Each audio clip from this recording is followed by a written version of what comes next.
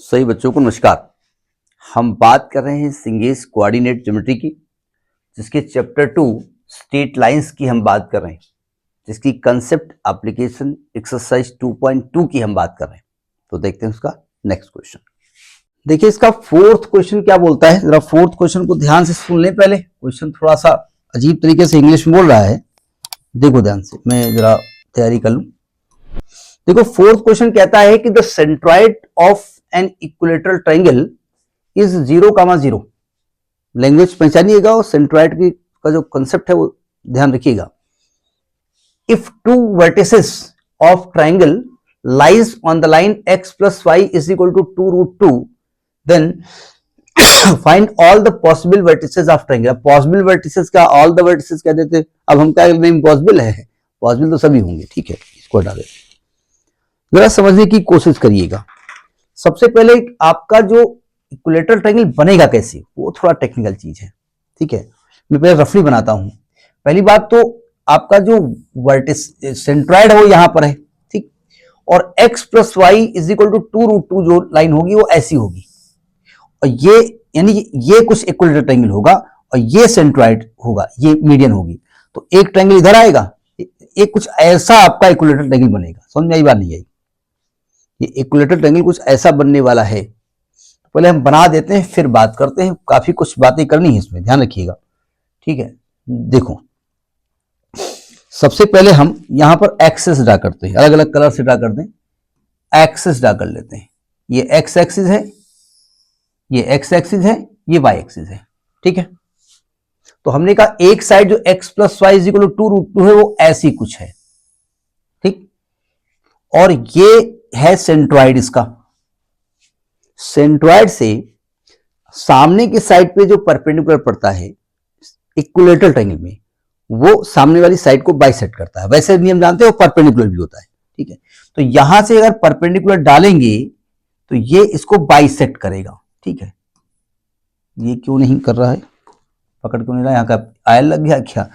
ये D point है, ठीक है। इसका मतलब एक साइड इधर होगी, एक पॉइंट इधर होगा। समझ में आ रही बात, नहीं आ रही है? तो इसका नाम दे दो कुछ, इसका नाम दे दो C, इसका नाम दे दो B, और A यहां कहीं होगा, ये यही इधर आएगी और ये इधर कहीं होगा। तो क्या मैं आपसे कह सकता हूं कि आप इक्विलेटरल ट्रायंगल तो बनाने में सक्षम हो गए? ये तो निकल आया है ना। अब कुछ बातें समझ ली जाए, पहले तो थोड़ा दिमाग लगाना पड़ेगा कि कंसेप्ट लगने वाला क्या है। क्वेश्चन कह रहा है कि सेंट्रॉइड 0,0 पे, ठीक है, ये लाइन पे वर्टेक्स लाई करते हैं, ऑल पॉसिबल वर्टिसेस आपको निकालने हैं।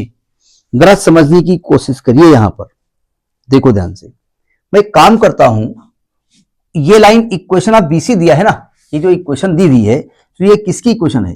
ये इक्वेशन ऑफ बीसी दी हुई है, इक्वेशन ऑफ बीसी दे दी गई है ना। थोड़ा टेक्निकल क्वेश्चन है, टेक्निकल का मतलब कंसेप्ट क्लियर है तो, अरे वो तो सभी क्वेश्चन में ही होता है। देखो BC पर O से परपेंडिकुलर खींचो, OD निकालो, तो O से BC पर डाले गए परपेंडिकुलर की लेंथ क्या होती है? तो हमने पढ़ा है कि कोई भी लाइन अगर है, कोई भी लाइन है AX plus BY plus C बराबर 0, और अगर एक एक्सटर्नल पॉइंट X1 Y1 है और इससे परपेंडिकुलर डालेंगे तो इसकी लेंथ का फॉर्मूला होता है AX1 plus BY1 plus C upon root A square plus B square. ये मॉड, ये हमने पढ़ा है, ये लगाने वाले हैं।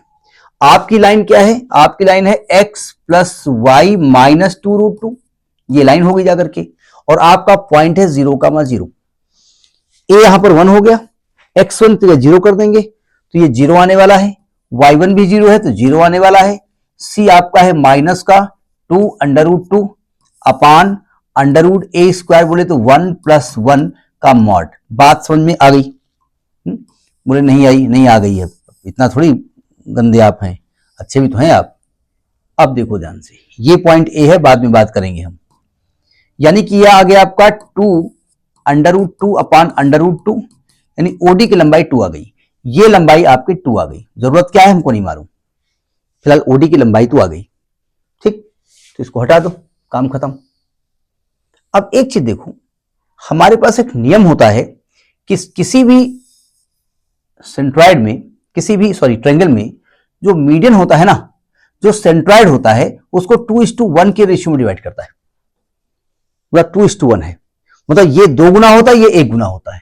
तो यानी अगर ये x मान लें तो हम जानते हैं x:2, यानी कि हम कहेंगे AO is to OD is equal to 2:1 होता है, यानी ये वाला पार्ट 2 होता है, ये वाला पार्ट 1 होता है ना। तो इसका मतलब AO तो x है और OD कितना है 2 है, और ये 2:1 होता है, यानी x/2 इज इक्वल टू 2/1, यानी x की वैल्यू 4 आ गई, यानी ये लंबाई 4 आ गई, ये लंबाई 4 आ गई। यही बात समझ में आ गई। चलिए ये भी बात क्लियर हो गई, धीरे धीरे बात क्लियर हो रही है और धीरे धीरे बात क्लियर हो पाएगी, ठीक है, ज्यादा बात तो नहीं हो पाएगी। और कुछ बातें, एक चीज और देखिए, ये जो D है ना, D BC का मिड पॉइंट है, D BC का मिड पॉइंट है, पहले आप समझ लीजिएगा, D BC का मिड पॉइंट है, सावधान। ये एंगल कितना होगा, ये एंगल 45 डिग्री होगा, ठीक। देखो इस पॉइंट का कोऑर्डिनेट क्या है 0,0। अब आप पूछ रहे होंगे वो 45 कहां से लिख दिया आपने। अब सुनो ध्यान से, ये आपकी line x plus y is equal to 2√2 को अगर y is equal to -x plus 2√2 कर दें और इसका स्लोप निकालें m बराबर -1, तो आप जानते हैं ये tan 135 की वैल्यू है। तो इस लाइन का स्लोप जो है ना 135, ये 135 है। अब ये 135 है तो ये 45 हो गया, ये 90 हो गया, तो 45 अपने आप आ गया। समझ आई बात, ये 45 हो गया। अब जरा सुनो ध्यान से, क्या निकालना है, बहुत कुछ निकालना है। पहले मैं ए पॉइंट का कोऑर्डिनेट निकालने जा रहा हूं, आप ध्यान समझिएगा। 0 0 से x को आप r मान लो, इसको आप r मान लो, ये r लिखा हुआ है। तो x से r डिस्टेंस पीछे कोऑर्डिनेट निकालना है। जब ये लाइन 45 एंगल में आ रही है तो a का कोऑर्डिनेट क्या आने वाला है, a का कोऑर्डिनेट आएगा, ऐसे ना बनाओ, कोऑर्डिनेट आएगा 0 - r cos 45 comma 0 - r sin 45। बात समझ में आ रही ना, यानी कि a का कोऑर्डिनेट आएगा -r हो गया 4 cos 45 1/√2 और -r हो गया 4 sin 45 1/√2, यानी a का कोऑर्डिनेट आएगा -2√2 comma -2√2। Have you got it, देख लीजिए यही आ रहा है, अरे वाह। तो a का कोऑर्डिनेट तो निकल आया -2√2 कॉमा -2√2, a का कोऑर्डिनेट निकल आया। समझ में आ रही ना बात, नहीं बार बार मैं पूछ लेता हूं भाई, नहीं समझ में आना चाहिए। अब इसको रब कर दो, ठीक। अब मैं क्या करूंगा, अब मैं डी का कोऑर्डिनेट निकालना चाहता हूं। डी के कोऑर्डिनेट जरूरत क्या है हमको नहीं मालूम, लेकिन डी का कोऑर्डिनेट यहां से 2 डिस्टेंस आगे की तरफ है। तो जब डी के बारे में बात करेंगे इसको आर मान लेंगे। जब डी के बारे में बात करेंगे तो क्या लिखेंगे, आर, क्या लिख रहा हूं, 0 + r cos 45 और 0 + r sin 45। हमने ये वाला कंसेप्ट आपको पढ़ाया भी है स्टार्टिंग में और क्वेश्चन में यूज भी किया है, तो ध्यान से इसको करिएगा। तो यानी कि डी का जो कोऑर्डिनेट आएगा, r की वैल्यू हो गई 2 cos 45 1/√2, r की वैल्यू हो गई 2 sin 45 1/√2, यानी कि डी का कोऑर्डिनेट आएगा √2 कामा √2। ये भी बात समझ में आ गई। तो डी का कोऑर्डिनेट आ गया √2 कामा √2। अब डी निकल आया, यहां तक गाड़ी पहुंच गई, ठीक। अब आपको कैसे वैल्यू निकाली जाए, थोड़ा दिमाग लगाया जाए। देखो ध्यान से, सावधान। डीसी की वैल्यू और डीबी की वैल्यू सेम है, डीसी की वैल्यू और डीबी की वैल्यू सेम है, तो निकाली कैसी जाए। अब थोड़ा दिमाग लगा लिया जाए, सावधान।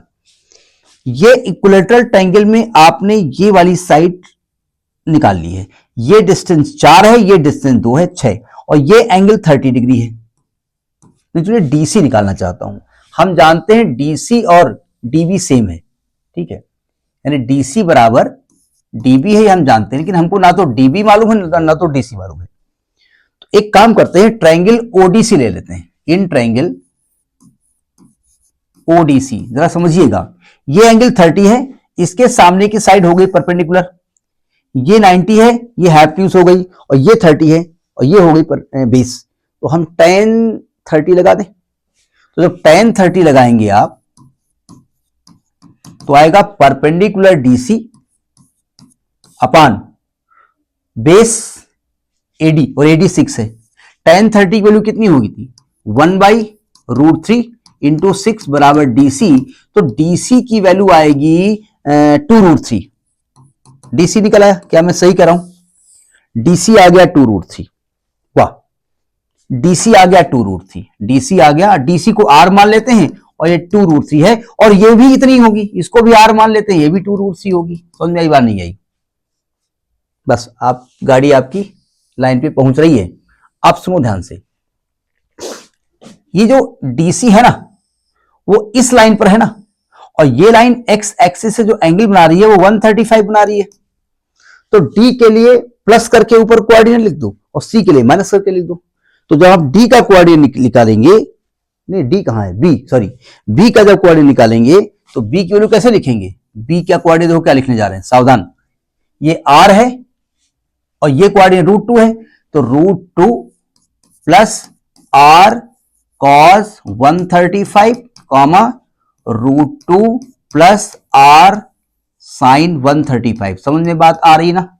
आ ही रही होगी। बी √2 प्लस आर की वैल्यू क्या है, ये distance 2√3 cos 135 value -1/√2 -1/√2 comma √2 plus R 2√3, और ये माइनस नहीं, साइन 135 पॉजिटिव होगी 1/√2। अब इसको कैलकुलेट कर लो। तो बी का कोऑर्डिनेट आएगा, अब देखो याद आता है, ये √2 कट जाएगा, तो √2 प्लस √6 कॉमा √2 माइनस उल्टा लिखे, ये माइनस है सॉरी, तो आएगा √2 माइनस √6, कैसे आया ना पूछिएगा, कामा √2 प्लस √6। ये कोऑर्डिनेट बी का निकल आया। एक बार चेक कर लिया जाए, बी का कोऑर्डिनेट आएगा √2 प्लस, अरे वाह, समझ में बात, ये भी आ गई।